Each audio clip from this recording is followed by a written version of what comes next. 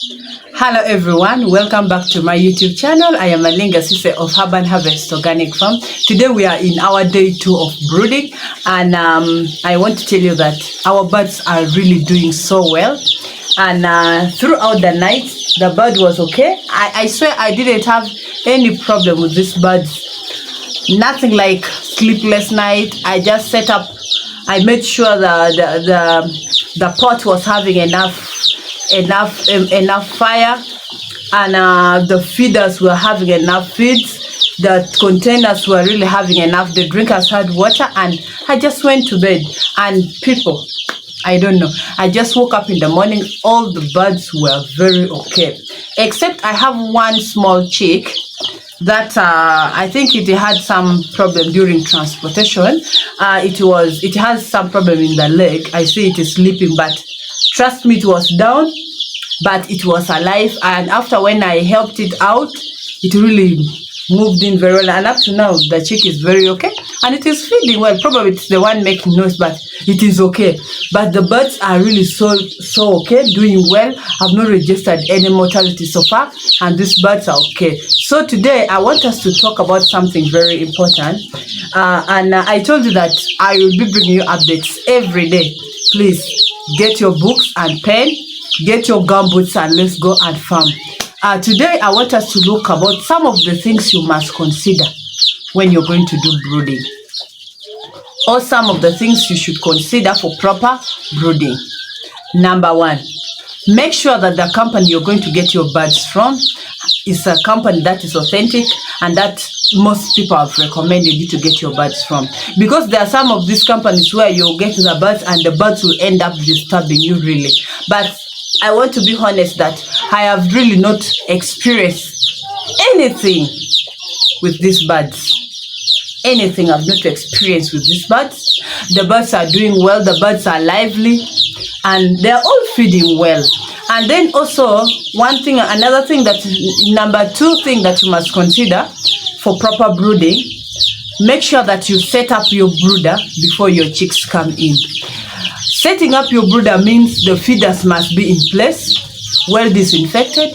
The drinkers must be in place, well disinfected, and all these vitamins, glucose must all be in place. Even the feeds, you should have it ready at the farm. When we talk about the feed, I want us to be very careful about the feed that we get, because this one that I've got also some challenge with it. I want to show you people something that if you see these feeds, let me show you. You see, you can see how it is kept. Because I sent someone to pick for me the feeds, and the other person didn't know about it. But feeds which are kept like this sometimes finds that it has taken long in the store, and probably maybe the smell has even changed. But I was lucky enough.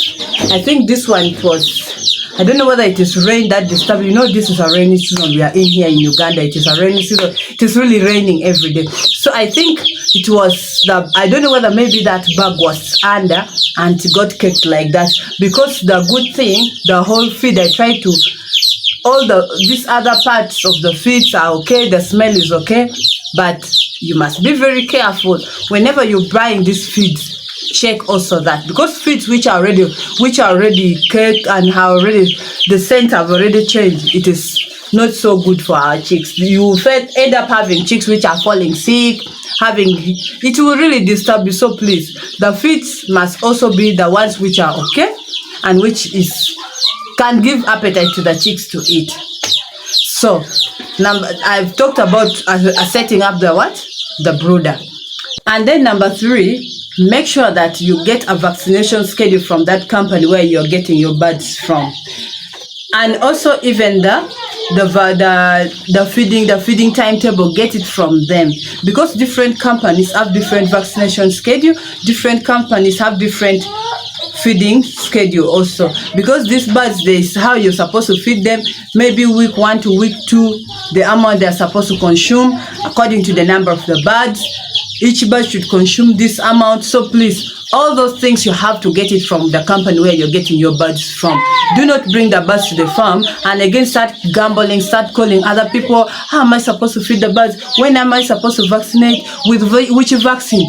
Make sure that you get all the things from the company where you're getting your birds from.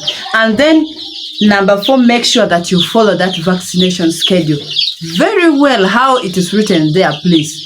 Vaccinate the birds like that, the way it is written there. I do not want to lie to you that these birds, maybe let's try to be organic, let's not vaccinate them. Please, that is not true. These birds need to be vaccinated, especially these layers, which will take long with you. For broilers and croilers, I may not say much, but for the layers, you must vaccinate these birds as it is written in their vaccination schedule. Even the feeding, you must follow that feeding lot very well as it is written there.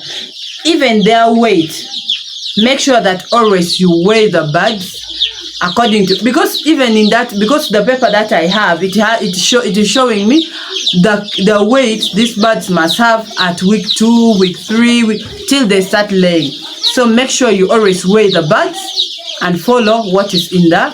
It doesn't mean that all the birds maybe should have the same weight as it is written in that paper, but at least there should be some within that range. If you see that your birds, most of them again are below the recommended range or the recommended weight, then they make sure, just know there is a problem. And then another thing, you must always make sure that I always advise people to do brooding by themselves, because as for me, I enjoy doing brooding by myself, and to me, I really find brooding very easy, because most people out there, this thing is giving a lot of light. Most people out there, they fear brooding, but I want to assure you that brooding is one of the easiest that I have done in poultry farming, because as for me, what I only do, I just set up the brooder well, make sure the house is warm, I go to sleep. I do not wake up in the night to come and check. Last night, I did not wake up to come and check for the birds. I just made sure that the feeders were full, the drinking water was there, and I went to sleep. I did not wake up. In the morning when I came, I found all the birds are very okay. So I always advise a farmer out there to do brooding by themselves, especially with a small scale farmer. I call myself a small scale farmer because I do in small numbers. I am not like some people who do in thousands. I do in small numbers, and I'm very comfortable with that. So I will advise someone out there, a woman out there, a man out there, a youth out there, to do brooding by themselves, especially if it's in a small number like this, because that is when you will really know what is happening to your birds. If you put someone to do the brooding, please, you will end up crying and you will end up saying this project is not profitable, this project is hard, this project is what. You will say so many things and you will not like the project. So that is why do the brooding by yourself. That is when you will be able to know these birds very well.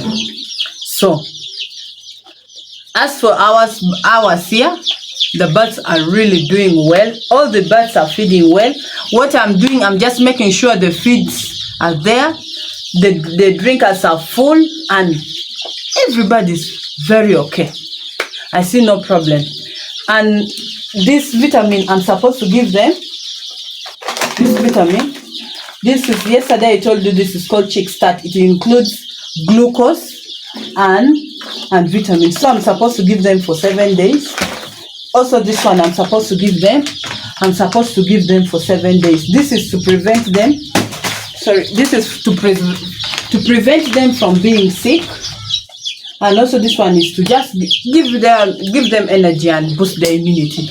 And then also another thing that I was going to forget, make sure that if you set your brooding house should be in a way that at least it provides warmth to the birds, Even if your charcoal stove or the pot is cold, at least the house can still remain warm. I do not mean a house which is totally closed, that even the birds do not get any air or what, and they end up suffocating and dying. I mean a house whereby you, just like the way I've done mine, the house is, I did it in a way that even if I don't have enough fire inside enough charcoal inside the pot, still the birds are okay.